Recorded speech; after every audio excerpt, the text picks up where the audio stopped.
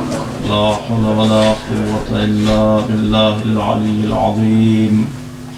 أعوذ بالله من الشيطان الرجيم. بسم الله الرحمن الرحيم. الحمد لله رب العالمين، والصلاة والسلام على أشرف الأنبياء والمرسلين، سيدنا ومولانا أبي القاسم المصطفى محمد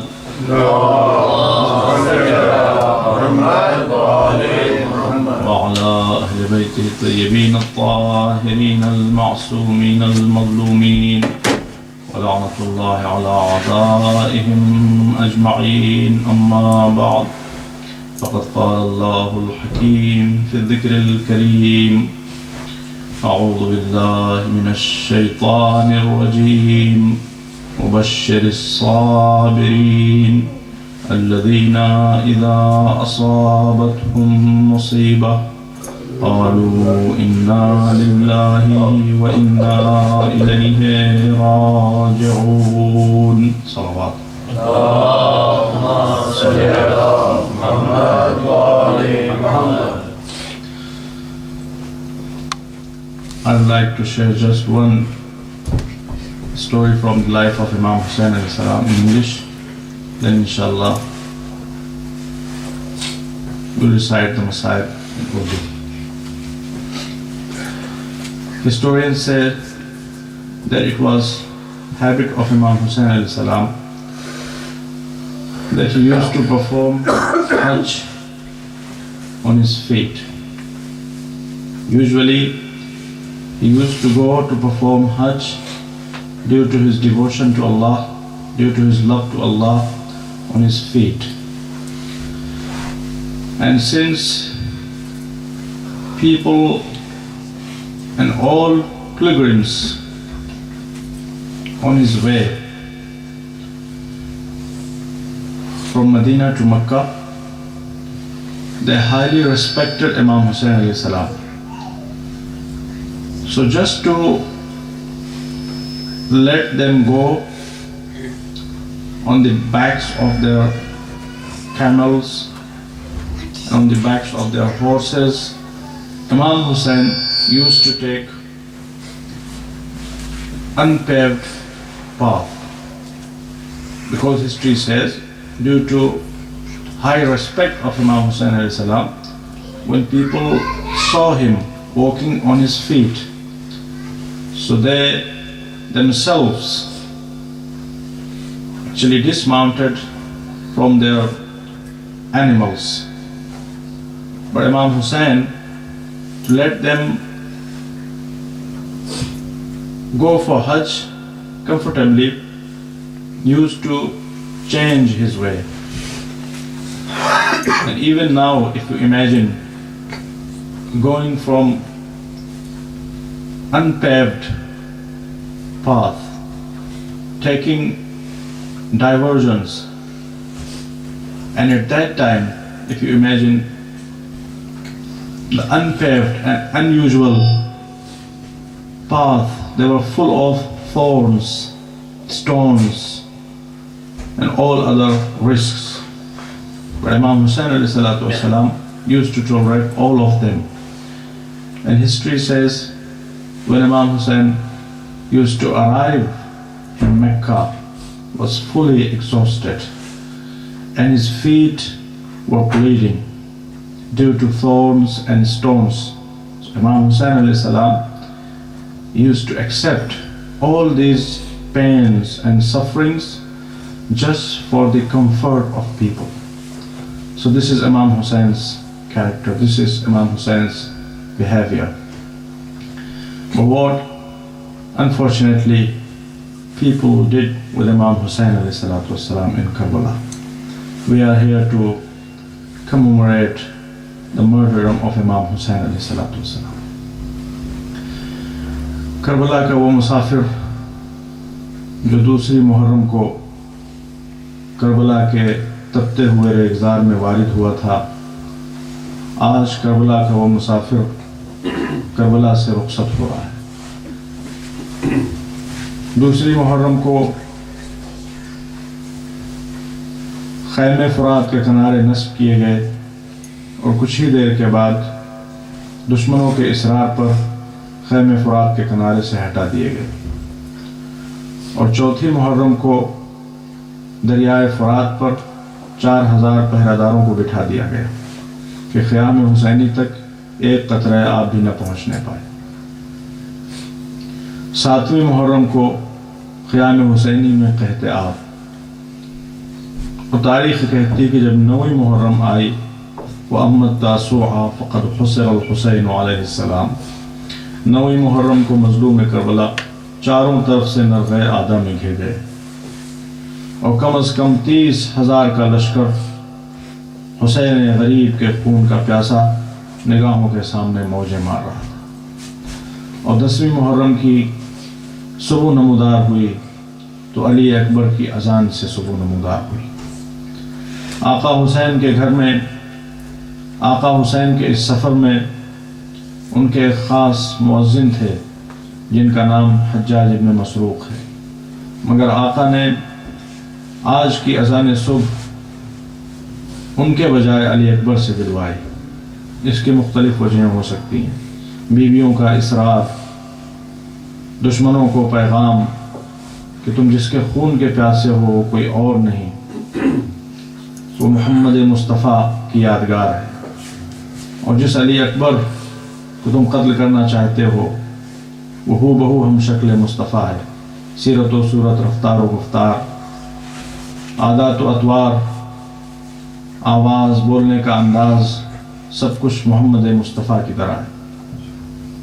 اور یہ میسج بھی ہو سکتا ہے قوم کے لیے اور قوم کے جوانوں کے لیے کہ دیکھو، صبح کے وقت اٹھنا تمہارے لیے سب سے دشوار گزار ہوتا ہے، لیکن جب کبھی تم کو صبح کے وقت ہمارے جوانوں، ہمارے ماتمداروں، ہمارے عزاداروں، جب کبھی تم کو صبح کے وقت نماز صبح کے لیے اٹھنے میں پریشانی ہو، کربلا کے میدان کا رخ کر لینا، ہمارے کڑیل جوان بیٹے علی اکبر کی صدائے اذان کو یاد کر لینا۔ علی اکبر بلائیں، حی علی الصلاح، نماز کی طرف آؤ، حی علی الفلاح، کامیابی کی طرف آؤ، حی علی خیر العمل، بہترین عمل کی طرف آؤ، اور تم بستر پر سوتے رہ جاؤ، یہ تمہاری محبت کا تقاضا نہیں ہے۔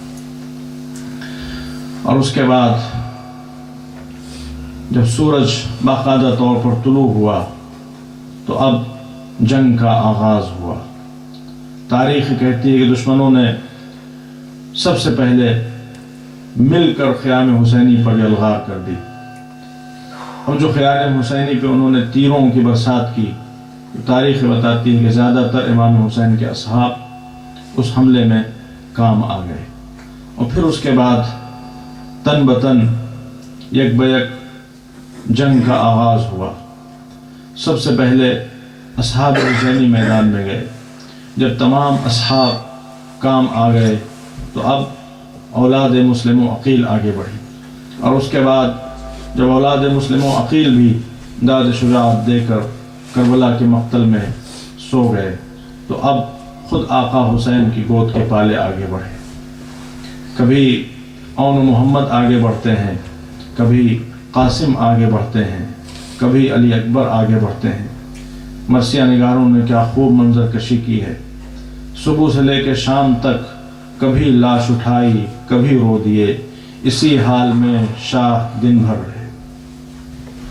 صبح سے شام تک، ظہر عاشورہ سے عصر عاشورہ تک مسلسل ایک کے بعد دوسرے شہید کی لاش لا رہے ہیں، اور لا لا کر خیموں میں رکھ دے رہے ہیں۔ اور تاریخ یہ بتاتی ہے کہ جب کوئی نہ بچا، سب جا چکے، سب داغ مفارقت دے چکے، تو ایک مرتبہ آواز استغاثہ بلند کی، هل من ناصر ينصرنا، هل من مغيث يغيثنا، هل من ضاب يضب عن حرم رسول اللہ۔ ہے کوئی مددگار جو ہماری مدد کو آئے، ہے کوئی ناصر و غمخوار جو ہماری نصرت کو آئے، ہے کوئی پاسبان حرم جو عطرت رسول کی حفاظت کرے۔ ارباب عزا کون تھا جو آتا، کوئی نہ آیا، لیکن خیام میں کہرام برپا ہوا۔ آقا حسین خود دوڑے ہوئے آئے، کہ کہیں ایسا تو نہیں کہ کوئی بچہ پیاس کی شدت سے ہلاک ہو گیا ہے۔ زینب اولیاء مقام کے پاس گئے، بی بی ہماری موجودگی میں یہ گریہ وزاری کیسی؟ کہا بھیا آپ کی آواز استغاثہ میں وہ درد تھا کہ 6 مہینے کے لال علی اصغر نے اپنے آپ کو جھولے سے گرا دیا۔ بابا ابھی آپ تنہا محسوس نہ کیجئے، میں موجود ہوں۔ آخری نذرانہ خدا کی بارگاہ میں لے کر آئے، ظالموں نے تیر چلایا، بچے کا گلا چھدا، حسین نے چلو میں خون لیا، چہرے پہ مل لیا، اور اب کوئی نہیں رہ گیا، حسین بالکل یکو تنہا۔ تاریخ بتاتی ہے کہ جب حسین غریب بالکل تنہا ہو گئے تو رخصت آخر کے لیے خیام کا رخ کرتے ہیں، سید سجاد کے پاس جاتے ہیں۔ سید سجاد غشی کے عالم میں تھے، غشی سے بیدار کیا، اسرار امامت سپرد کیے۔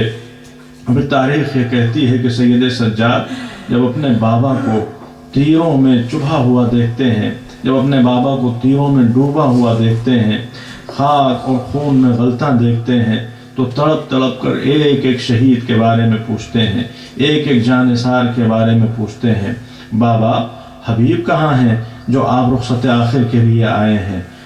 حسین جواب دیتے ہیں، بیٹا سید سجاد حبیب شہید ہو گئے۔ زہیر کہاں ہیں؟ زہیر شہید ہو گئے۔ چچا عباس کہاں ہیں؟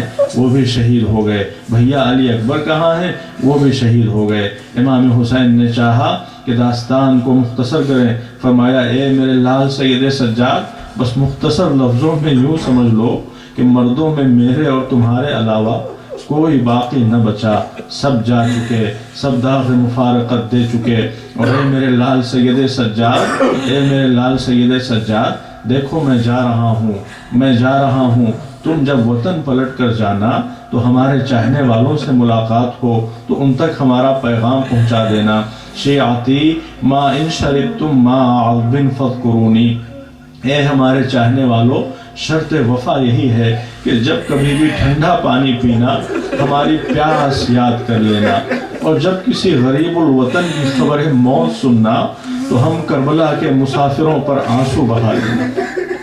مسرباب عزا بیٹے کو رخصت کیا، بیٹا اٹھنا چاہتا ہے مگر مصلحت پروردگار پھر سے غشی طاری ہو جاتی ہے، سید سجاد بے ہوش ہو جاتے ہیں۔ اب آتے ہیں زینب اولیاء مقام کے خیمے میں، زینب اولیاء مقام کے خیمے میں، اور زینب کے خیمے میں آنے کے بعد فضہ کو آہستہ سے بلاتے ہیں اور کہتے ہیں اے ماں کی کنیز فضہ ایتینی بالثوب العتیق، وہ فلاں صندوق میں جو ہمارا بوسیدہ لباس رکھا ہوا ہے اسے ہمارے لیے لا دو۔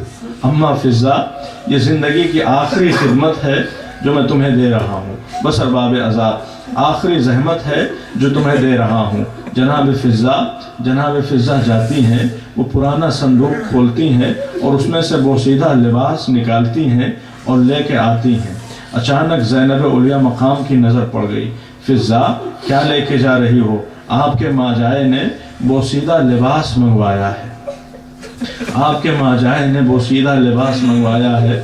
بس یہ جملے سننے کے بعد زینب اولیاء مقام تڑپ کے کہتی ہیں اے فضہ تم میرے ماجائے کے لیے بوسیدہ لباس لے جا رہی ہو یا میرے ماجائے کا کفن لے جا رہی ہو؟ میری مادر گرامی نے فرمایا تھا کہ اے زینب جب میرا حسین کربلا کے میدان میں بوسیدہ لباس طلب کر لے تو بس سمجھ جانا یہ اس کی زندگی کے آخری لمحات ہوں گے۔ گھبرائی ہوئی بھائی کی خدمت میں آئی، اے میرے ماجائے حسین کیا آپ بھی ہمارا ساتھ چھوڑ دینا چاہتے ہیں؟ بس ارباب عزا بھائی اور بہن میں تادیر باتیں ہوتی رہیں۔ ذرا تصور کیجئے زینب نے حسین کو کیسے رخصت کیا ہوگا، حسین نے اپنی بہنوں کو کیسے خدا حافظ کیا ہوگا۔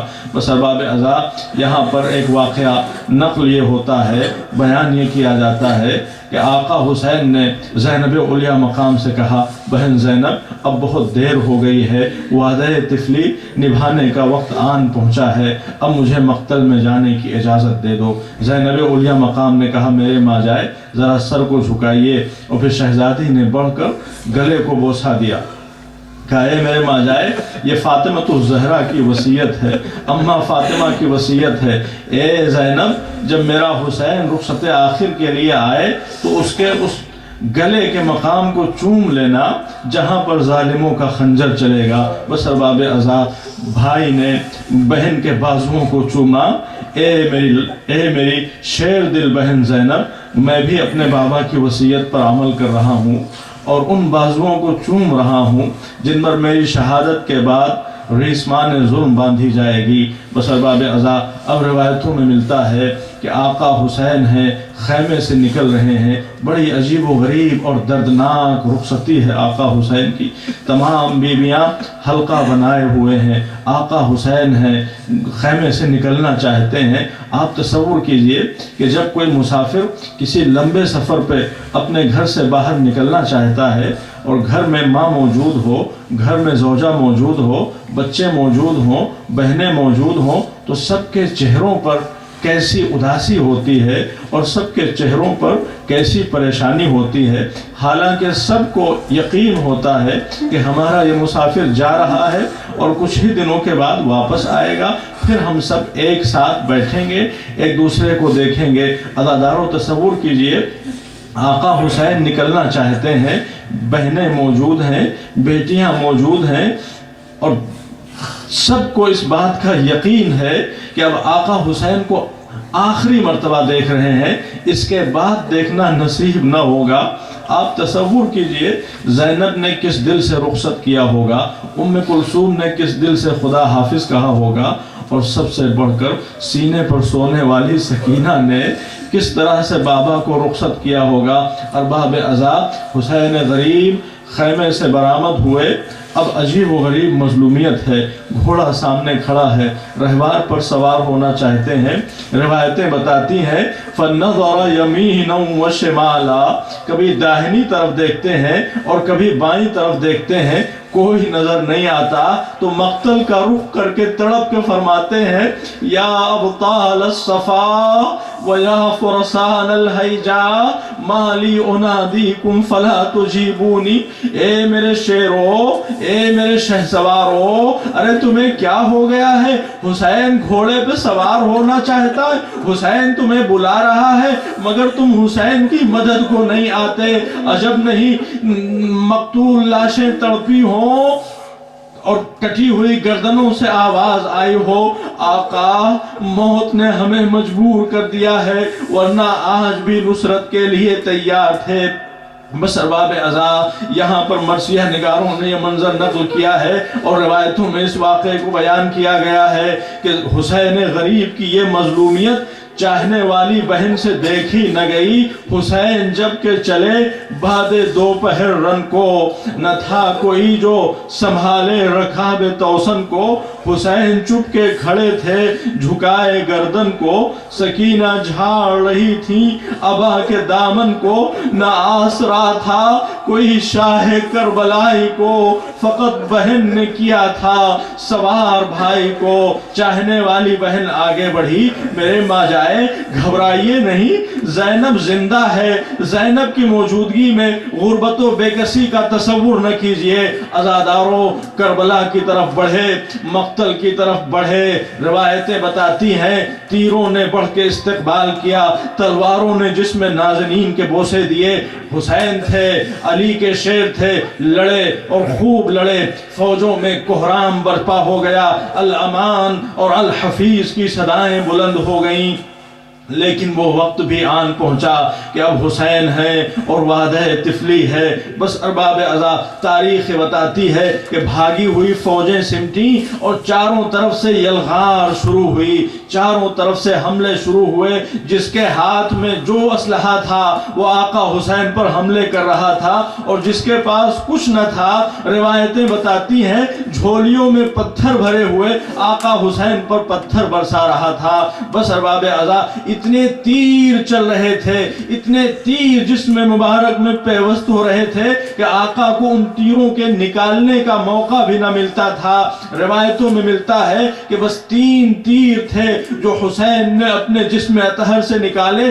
ایک تیر اس وقت نکالا جب ابو الحنوق ملعون نے پیشانی مبارک پہ تیر مارا، تیر پیشانی میں چبھ گیا، آقا نے اس تیر کو نکالا، پیشانی سے خون کا فوارہ اٹھا، اور دوسرا تیر اس وقت نکالا جب ایک ملعون نے گلو مبارک پہ تیر مارا، اور تیسرا تیر اس وقت نکالا جب حسین پشت فرس پہ ڈگمگا رہے تھے اور خولی ملعون نے ایک 3 پھال کا تیر حسین کے سینے پہ مارا۔ وہ تیر سینے کی ہڈیوں کو توڑتا ہوا، قلب و جگر سے گزرتا ہوا پشت کی جانب سے در آیا۔